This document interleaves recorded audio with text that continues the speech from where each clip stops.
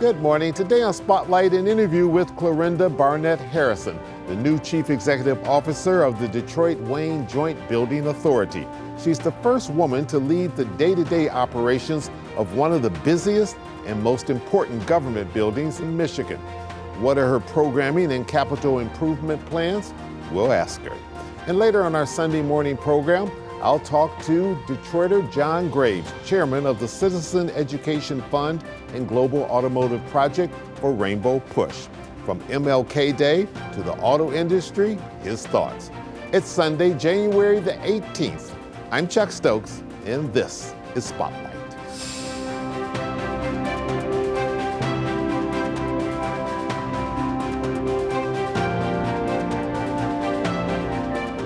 Miss Clorinda Barnett Harrison, welcome to Spotlight. Good seeing you. Good seeing you again. Yes, you reminded me that I interviewed you some years ago at our downtown studio. You did, and it was a pleasure being here again. Well, welcome back. You are the new CEO of the Detroit-Wayne Joint Building Authority, a mouthful. But I imagine you have big plans looking at your background for that building. What's in store for what often is referred to as the People's House and one of the busiest buildings in town? It is the People's House. It is, we're talking about the Coleman A. Young Municipal Center, or what is affectionately known as KMAC. And what's really exciting is that we just celebrated 70 years. And what we really want to do is preserve the legacy for the next 70 years. Detroit and Wayne County constituents deserve public service and excellence, and that starts when they walk through the door at KMAC. And so we'll be focused on three things: operational excellence, stewardship, and making sure that there's a legacy for the future. All right, you have a commission to work with. Sharon Madison, who's been chair of the commission, has been on this program a number of times, has also given it a big stamp of approval. I know that's a building that she absolutely loves. But at that time, she was talking about probably capital improvements need to be in that building. Yes, it's a historic building, and we know that there are some improvements needed. So right now our first priority is listening to the stakeholders. We've already started meeting with elected officials from the city of Detroit and Wayne County and the tenants. And we will also talk to the constituents, really understand their user experience so that we can make certain that, again, that operational excellence is secured, and that does start with some improvements to the building. And give our audience an idea of some of the tenants in that building, because that is such a busy building. Yeah, so what's exciting is we have Mayor Sheffield is a tenant of that building. We have the Wayne County Court judges who are also tenants of that building. So when you think about public service and all the business that needs to be done from the county clerk's office, ombudsmen of the city of Detroit, thinking about Department of Elections, anything that's happening in the city of Detroit, and many of the important functions of Wayne County are housed within that building. And what's unique about that building, it's the movers and shakers of Detroit and Wayne County, but it's also just that average person that has to come down and do business, whether it's something they elect to do or it's something they have to do in that building. But some really exciting things happen in that building all the time. I ran into a gentleman on the elevator, and he had just purchased his first home, and he was getting his tax records in order. So I would like to believe that whether you're a Wayne County resident or a Detroit resident or business owner, you probably will have to come to KMAC, and we want to ensure that the experience of coming there is matched with the level of excellence that all of our public servants are providing. And so we will be bringing together elected officials, individuals who have tenancy there, to make sure that they are on board for our preserving the legacy of the building. Another key part of this, I would imagine, in a little bit I was reading about you, is the programming that goes on, because that building is involved in a lot of different programs. Yeah, we have so many programs that are happening. One of the programs that we're really proud of is our flag raising and honoring our veterans.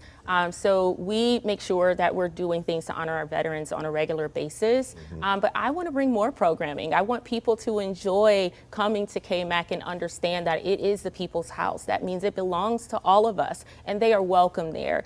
So regardless of what they have to show up for, we want to make sure that at least when they hit the door, they have something positive to experience when they come. Before we quickly go to the break, and probably one of the funnest parts of that job, but maybe one of the most controversial parts, is you oversee that great big spirit of Detroit outside. Yes. And along with the commission get to decide who puts something on it and who doesn't, and Right. sometimes you have to say no to people, right? We do, but listen, as long as our teams are winning, we can make sure we can make provisions for that. All right, very good. And we're trying to get those Lions back in gear next year. All right. We're going to take a little break. We'll come back and want to talk a little bit about your background, which is very interesting, and what you bring to the party. Okay. We'll be right back. Stay with us.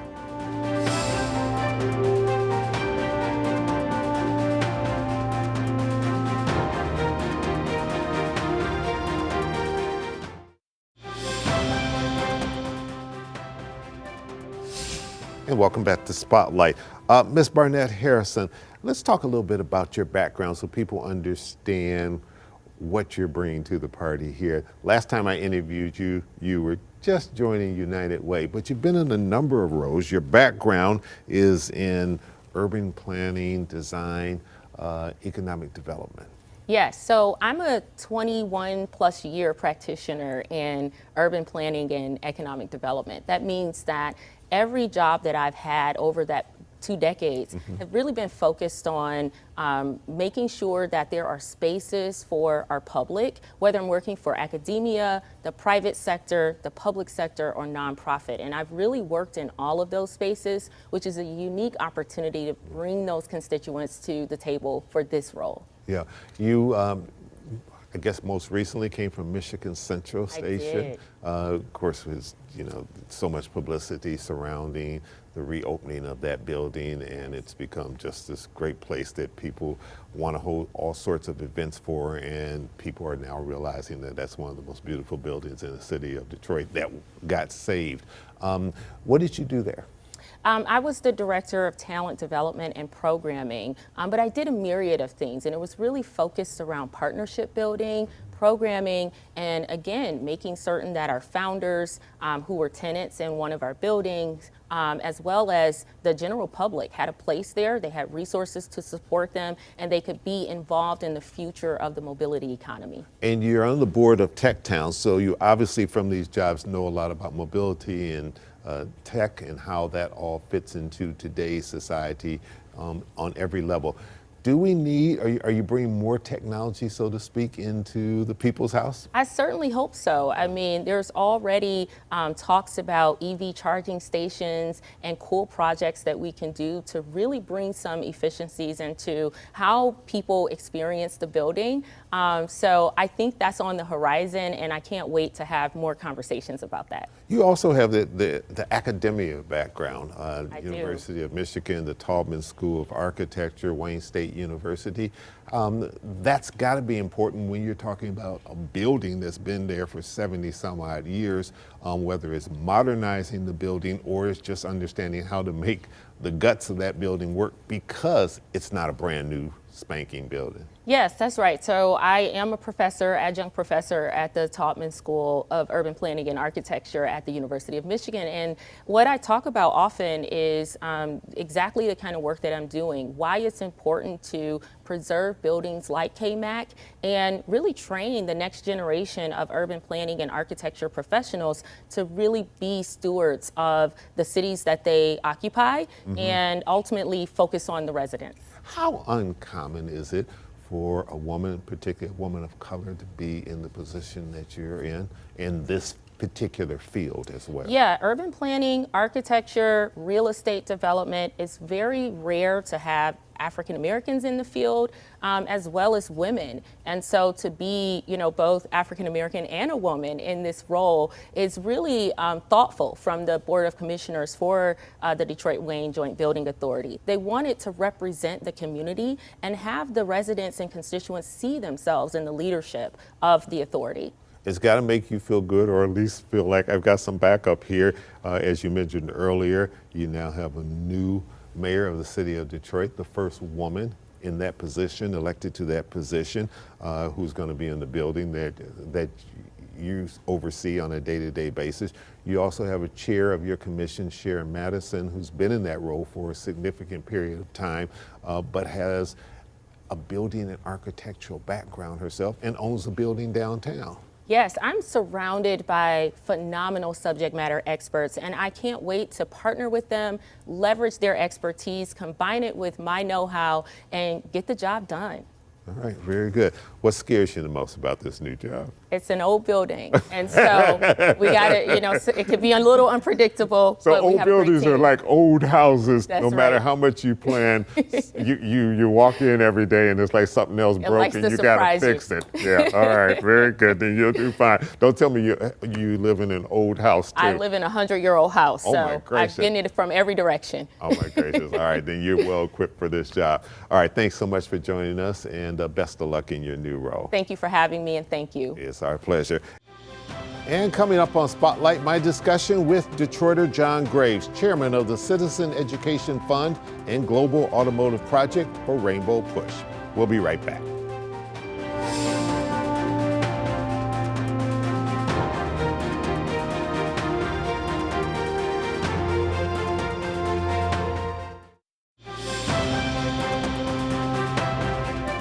You've been so involved with civil rights and Rainbow Push for more years than either one of us want to count or admit. But you're coming up on another big one tomorrow. Tell us about it. Well, thank you for having us here.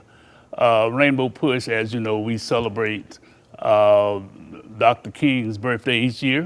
Mm-hmm. So once again, we're at the Fox Theater on the 19th to have a great celebration. We're honoring Senator Stabenow, Debbie Stabenow. We're honoring Garland Gilchrist, who's now comfortably in retirement.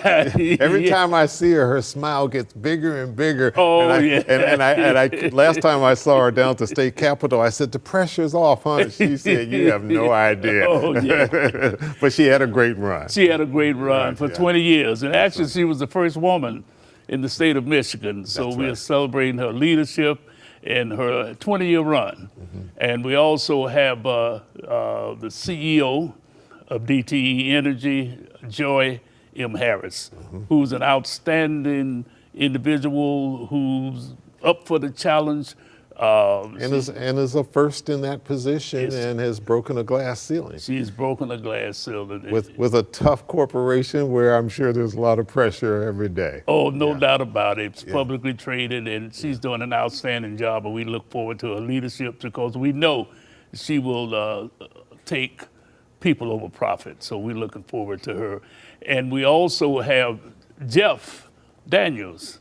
The actor, playwright, and Reverend and I, we talked about him months ago. Purple Rose Theater. Purple Rose Theater in Chelsea. Yeah, but he has been on the right side of issues, and I don't know if you remember the role that he played in To Kill a Mockingbird. Yes. And he got a nomination, Tony nomination in 2019.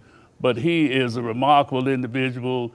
He's a gift to humanity. Yeah, so he's kept his roots right here in Michigan, where he could be living anywhere and could have relocated, but he's kept the love that he had growing up for this state and has helped put a signature on this state as well. Oh yeah. So he's just a great guy. He wears his tiger cap all around the country, so as well as the other teams. And then we also have Marvis Cofield. Oh, okay. Who's the founder of Keebalon Village. Keebalon Village, and he's been consistent helping our kids, working with them from martial arts to dance.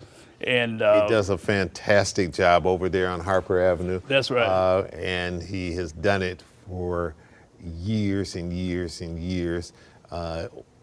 not seeking attention, but Right. gets attention because of the great work that he does with the kids there, Yes. both in the martial arts, but also in all the programs that they have teaching them about financial literacy and all Yep. sorts of other things. Yep, And a former Detroit City Councilman. Yep. So he's just doing a great job. And then we, last but not least, we are honoring the Covenant House, Michigan, for all the work that they do in making sure our young folk have homes and housing and support. And Megan Dunn, who is, I think, the first woman, African-American woman to head that organization, she will be accepting the award for the Covenant House, Michigan. Well, you got a great lineup and a great program. You have been so involved with the greats of civil rights. Of course, you and Reverend Jesse Jackson have been super close and worked together for decades here. You knew Dr. King and others, and you were originally from that neck of the South in which you saw stuff firsthand. As you look at 2026 and all that is going on, what do you think, Reverend Jackson and Dr. King, if he were still here, what would they say about what's happening today, and what advice would they probably give to people today? Well, you put me in some serious company to think like those two individuals thought. If Reverend and Reverend were here today, they would say we got to come together as a people because there's strength in numbers and truth, as Dr. King always said. The moral arc is long, Yeah. but it bends towards justice. So I think that's what they would say. At the time, particularly when Dr. King was still living, it was a fight in civil rights just to change laws and to change discriminatory practices. But I know that it transitioned, I guess you could safely say, through the years. And while all that was still a fight out there and still a struggle, that economics became so much more important in terms of trying to even the scale throughout our country. Would you say economics is still the major factor that we should be concerned with? It's no doubt about it. Economics is the only way we can pay to go to school, to college, for education. It is kind of the basis for a people, and as you, whatever you want to call it, affordability. You saw how that played out in New York. Yeah. I just think that is the key. I mean, you cannot contribute to society. You cannot raise a family unless the economics are right. So I think that that's very, very important. All right, John, hang on for just a second. When Spotlight returns, the chairman of the Rainbow Push Global Automotive Project, John Graves, grades the world's leading automotive manufacturers. We'll be right back.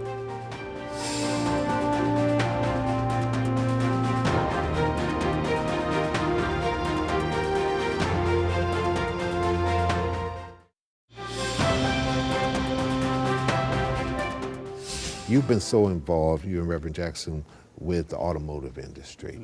And the difference that you all have made in terms of making sure that young people who want to get into the automotive business and want to get to it at a top level have been able to do it. How have you been able to do it? And I know you guys kind of grade them every year. What grade would you give our leading automotive manufacturers now? We have a partnership with each and every company, from the Tata brothers in India to Mary Barra and General Motors here in the city, and all of those in between. We work with all of them on shared goals. We do not operate in a vacuum. We set goals that we set independent from the company. And then we come together and we said, this is what we're gonna do. This is what we're gonna execute. And it might be different for each company because some org charts are flat, some are vertical, but we know what is going on in the industry. And that is why we've had so much success. We get 100% participation from all of the companies they support. Reverend Jackson, and I'm standing on his shoulders, you know, which makes my job easy to have Reverend as the pulling guard. He has thrown the first block, and so I'm running behind him. So I think that the auto industry is an example of how, you know, DEI, you know, everybody's worried about DEI. We have a partnership with the auto industry, and we don't really discuss DEI. We just do what we have to do. They support our company, our organization, and they have diversity throughout. And they've obviously been money people realize it's been good for the bottom line. It's been good for the bottom line, exactly. So this year, if I might add, yes, we also came up with an automotive index where we partnered with Global Mobility, which is a national company, and they look at purchases by new vehicles.